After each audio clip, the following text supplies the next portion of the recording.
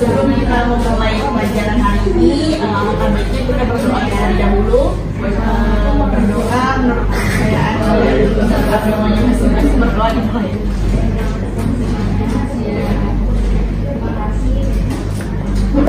Baik, berdoa. Gimana gak bisa gitu? Pada hari ini kita akan sama-sama mengerjakan bimbingan kelompok dengan topik fenomena pelecehan seksual. Ya, sebelum dimulai, saya pengen tahu dulu nih nama dari kalian masing-masing. Sebutin nama dan pekerjaan. Dimulai dari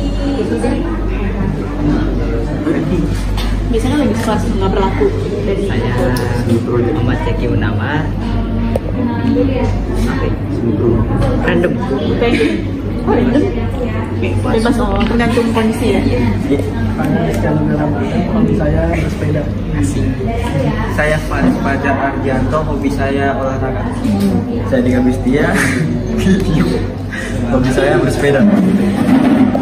Saya Diana Isma, hobi saya baca novel.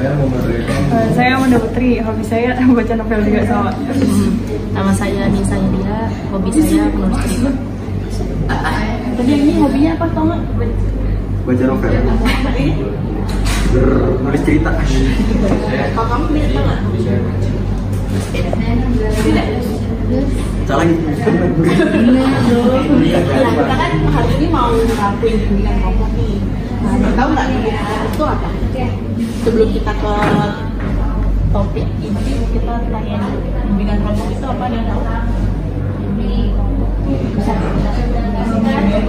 Dapat saling terus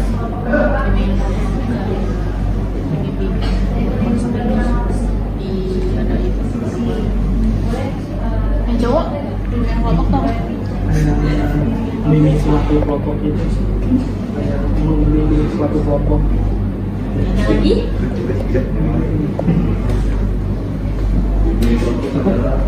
Jadi, cukup. Apa? Ada jawaban lain nggak?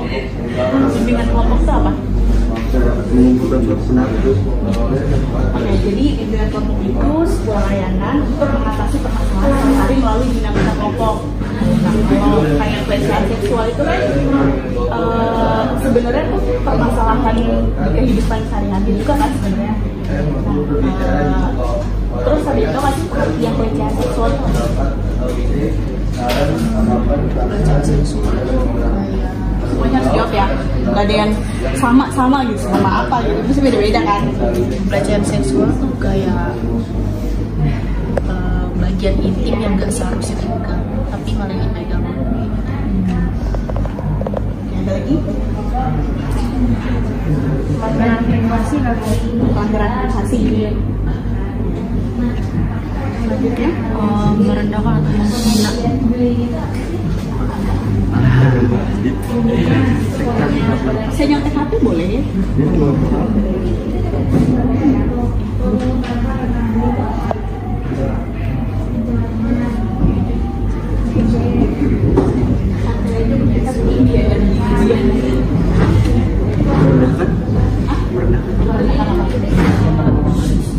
Merendahkan semisal kaum wanita yang kita lecet. Contohnya? Kayak di Transjakarta, kayak itu sesuatu yang Cabulan. Selanjutnya,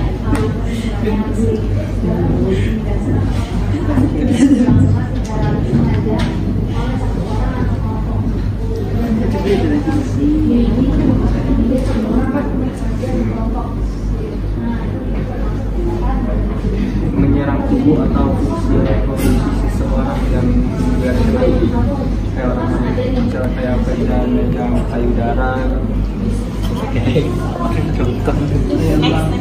melakukan tindakan yang harusnya nggak dilakuin sama kita gitu.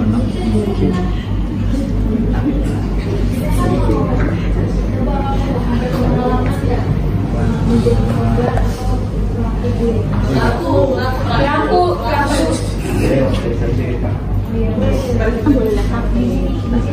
Deg-degan.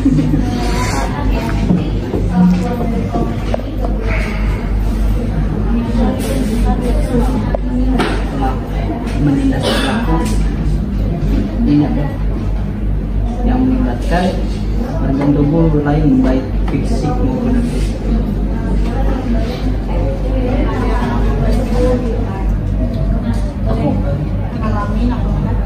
ngalamin sendiri. Iya.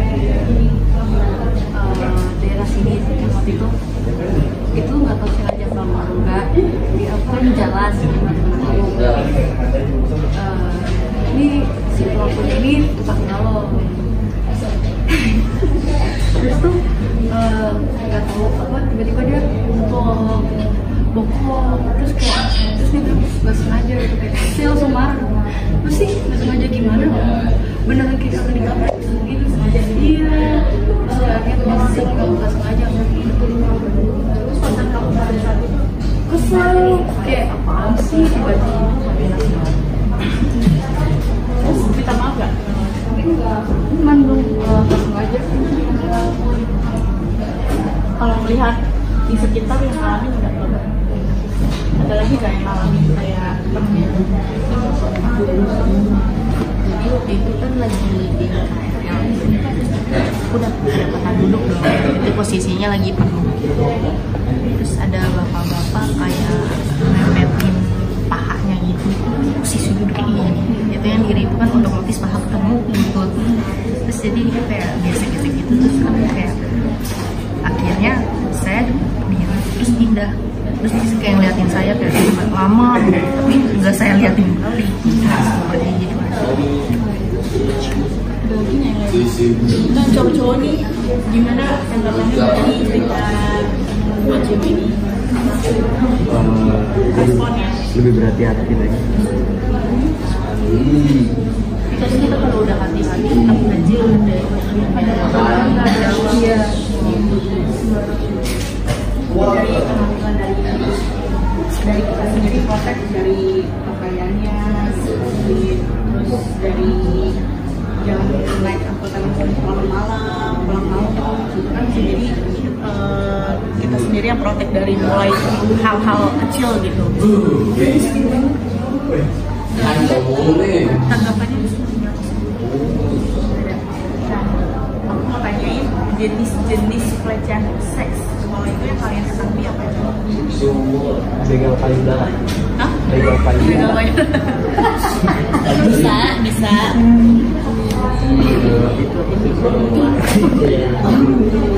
Memperlihatkan kelaminnya dengan sengaja.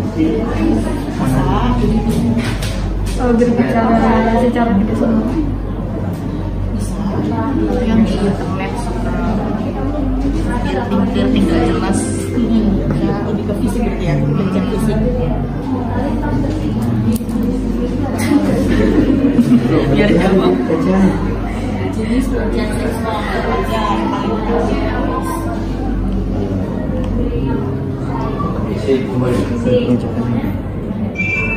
menyampaikan ucapan yang memuat rayuan. termasuk dalam kata-kata berarti ya? Sebenarnya kan kalau pelecehan itu kan ada tingkatannya dari ringan sampai yang terberat. Itu kan berarti pemerkosaan bisa terberat kan.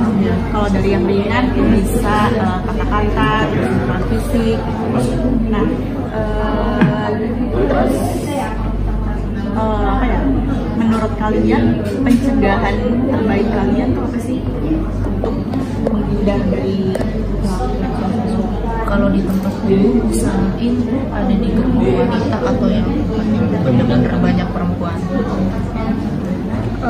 Usahain pakai pakaian yang tertutup sih supaya gak ada tadi ya kayak pakaian Lebih hati-hati aja. Selalu waspada. selalu waspada ya.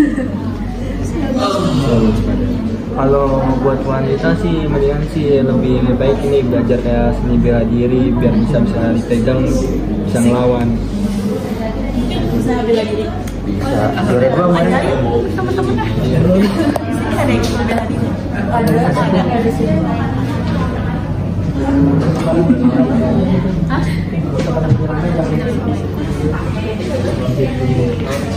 Nih? Siapa? Ajaki. jadi terlalu percaya pada orang yang benar.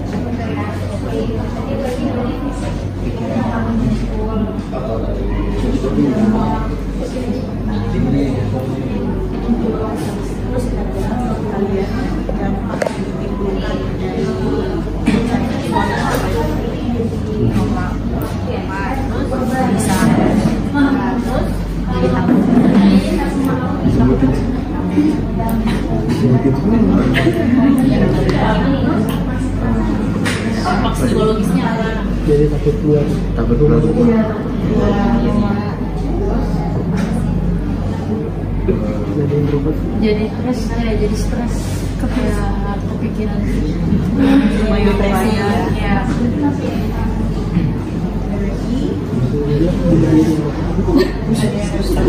Yang ditakutkan tuh traumanya jadi berlebihan dari untuk mencoba kiri.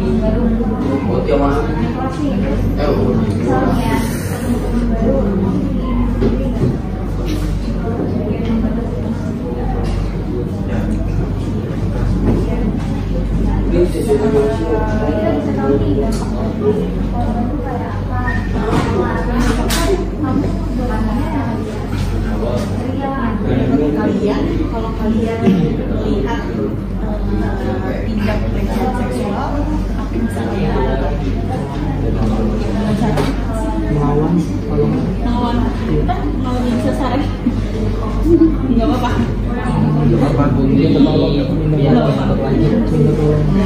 Contohnya Polisian.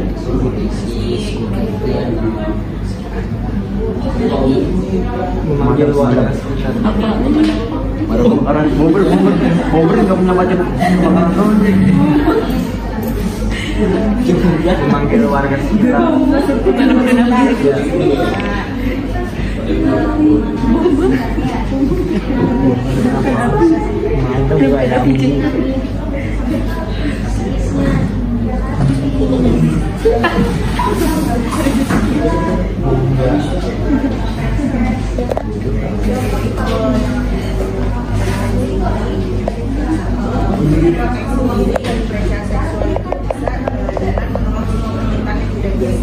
Selalu waspada dan jangan takut untuk speak up.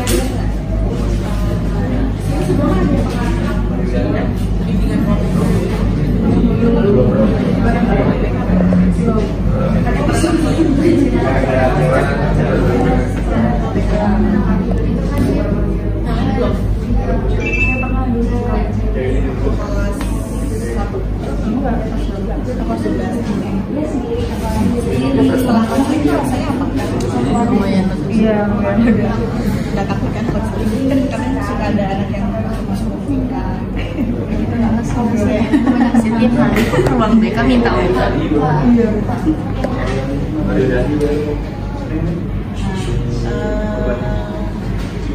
Sekarang saya mau tahu alasan apa sih kira-kira yang menyebabkan para pelaku ini melakukan pelecehan seksual? terbawa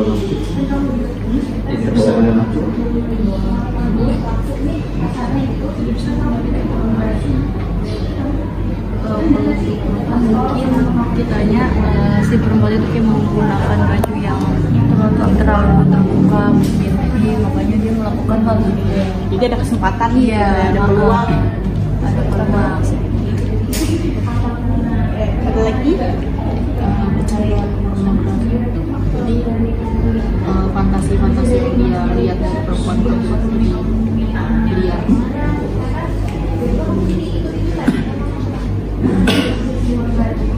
Jadi pelecehan seksual itu terjadi karena para pelaku itu biasanya melihat seberapa besar kesempatan yang mereka dapat lakukan untuk melakukan tindakan tersebut tanpa melihat hal lain.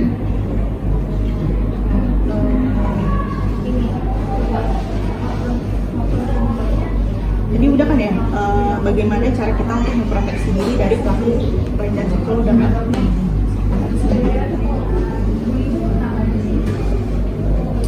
Nah kalau tadi itu lebih ke apa?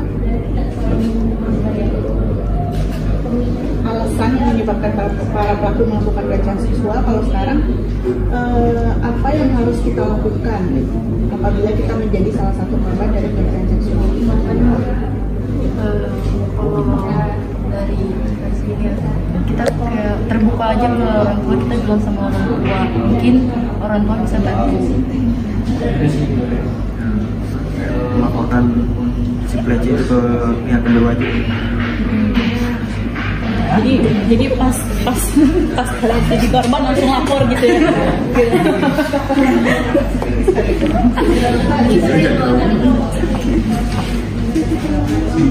Kira-kira berani nggak kalau langsung melawan? Berani. Karena kita nggak salah. Ya, apalagi kalau misalnya kita di sekitar di lingkungan, apalagi ramai, jangan takut untuk minta tolong, jangan takut buat teriak juga, minta tolong. Kalau laki-laki sih pernah ngalamin lebih pelecehan gitu. Nggak cuma perempuan doang ya. Laki-laki soalnya mukanya sama tapi nggak ada yang pernah punya pengalaman teman cowok yang pernah dengar cerita gitu. Lagi happy banget kayaknya. Gitu loh, punya temen gitu pengalaman cowok bisa di share ke temen-temennya gimana sih gitu kalau cowok tuh dia selalu ya. Gak mau nyebut tapi Muka-mukanya pelaku.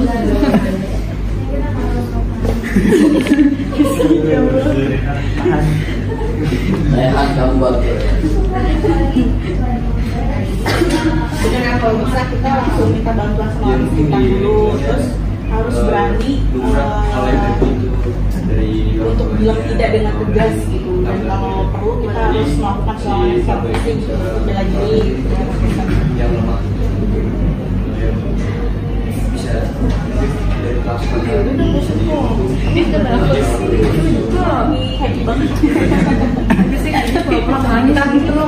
semoga ada mesin terus.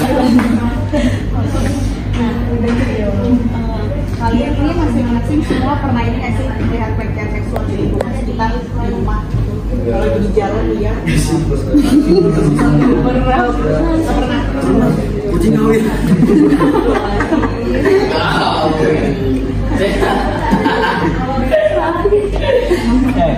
Lu bikin nomor. Menggodain cewek pernah lihat tapi Loket calling sering loketnya cowok-cowok colek lebih ke enggak sih kayak calling kayak kata-kata aja gitu.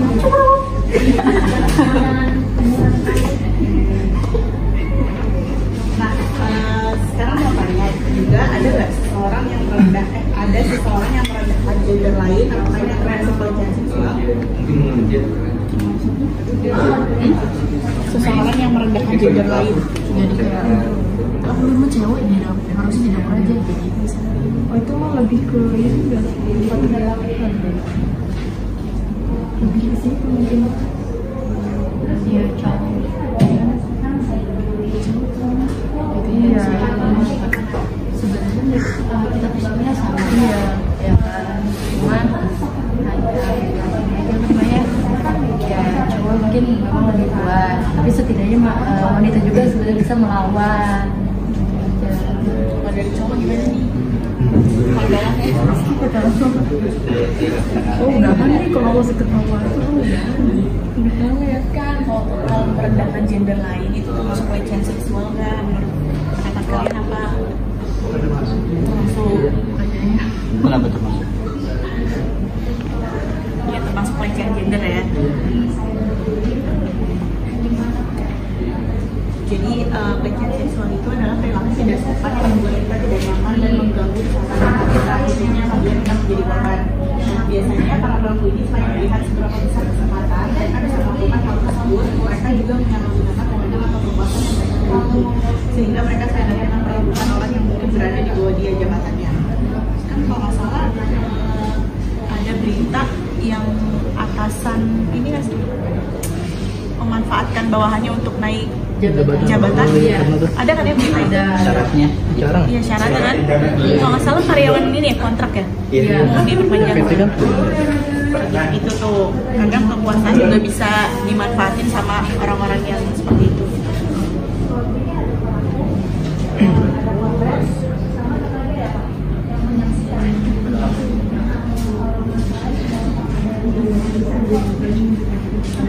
Tadi kan kita udah bahas nih, udah tahu pandangan kalian tentang pemakaian pelecehan seksual, jenis-jenisnya, dampaknya, terus juga cara memproteksi diri. Nah, sekarang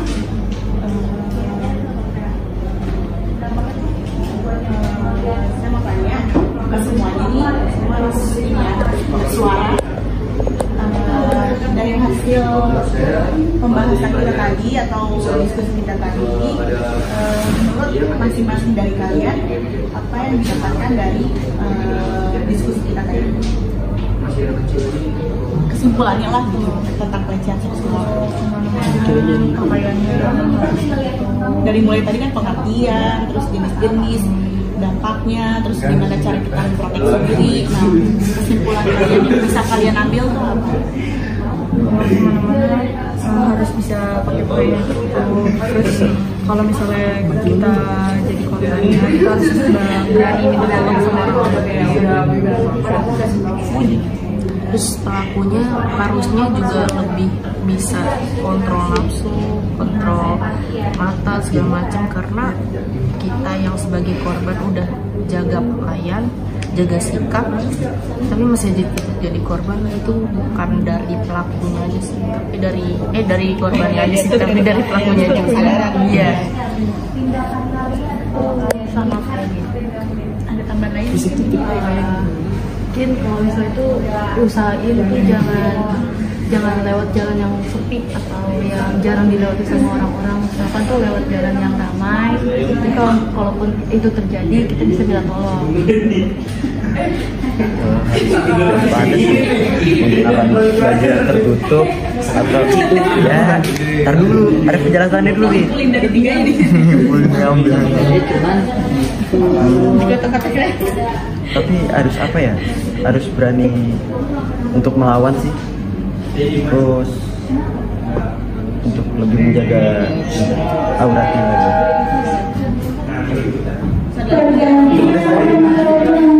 Sama kayak dia kak. Sama banget, nggak ada tambahannya. Kalau tambahannya mungkin kalau buat perempuan mungkin harus bawa kayak setruman alat peluru ya biar bisa ngelawan pelakunya, bisa nggak bawa pedang. Siapa namanya? Rizky.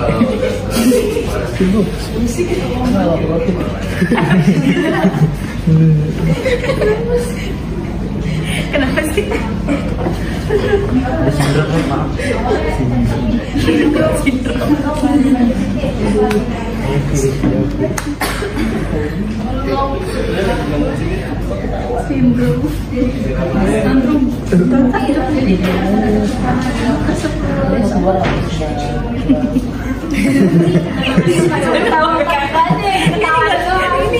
Jangan ketawa, enggak ketawa. Ya udah aku nggak ngeliatin di situ deh. Ini apa lagi? Tapi kita harus berdua, jangan sendiri.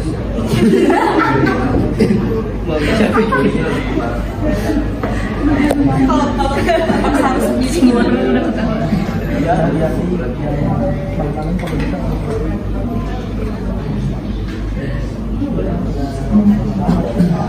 Sama kayak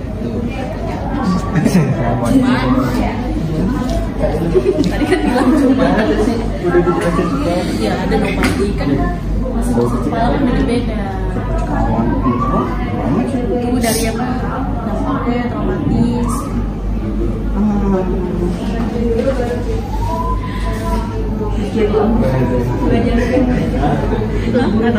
sama kayak Udah. Ada lagi yang mau ditambahin? Kalau mungkin itu pelecehan tuh kalau misalnya udah terjadi mungkin bakal rugi ke korban itu sendiri, bisa menjadi trauma, bahkan bisa lebih parah dari itu. kita bisa juga si korbannya jadi takut berinteraksi lagi dengan orang sekitar, terus bisa lebih tahan seperti itu. Terus depresi, stres diri gitu. Udah nggak ada yang mau tambahin lagi? Oke. Nah, dari saya cukup pembahasan diskusi tentang pelecehan seksual kali ini. Dari kalian nggak ada yang mau ditanyakan atau menyampaikan pesan dan pesan?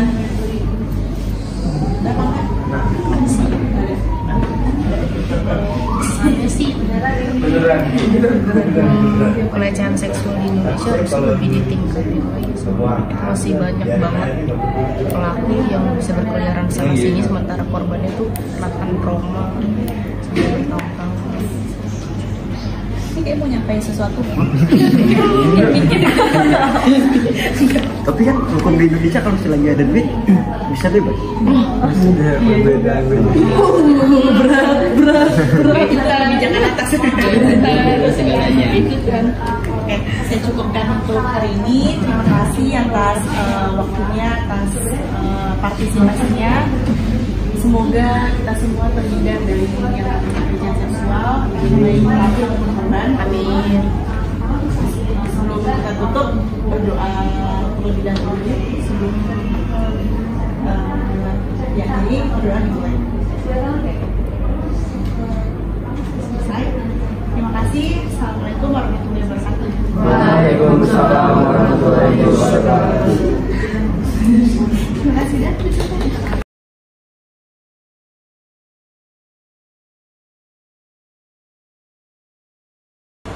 Assalamualaikum warahmatullahi wabarakatuh. Selamat siang. Bagaimana kabar kamu hari ini? Tadi habis pelajaran apa? PKK. Kakak itu gurunya siapa? Sebelumnya udah pernah mengikuti sesi konseling belum? Saya jelasin dulu ya. Jadi konseling itu bantuan profesional yang dilakukan oleh seorang konselor untuk membantu permasalahan atau masalah yang sedang kamu hadapi gitu. Nah, sekarang kamu bisa ceritakan atau mengungkapkan masalah yang sedang kamu hadapi yang mengganggu atau mengganjal.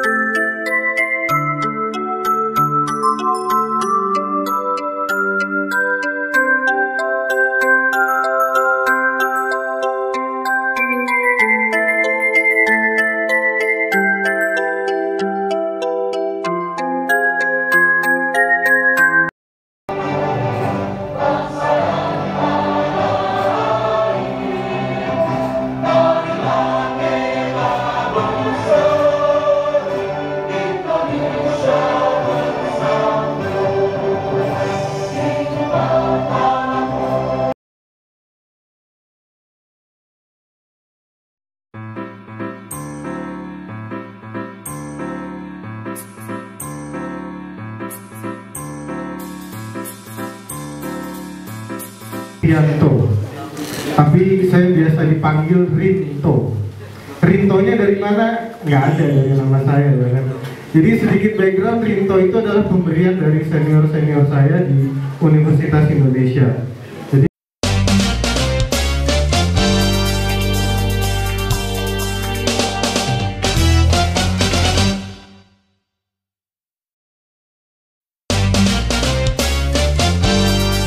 Terima kasih, selamat siang. Assalamualaikum warahmatullahi wabarakatuh. Waalaikumsalam.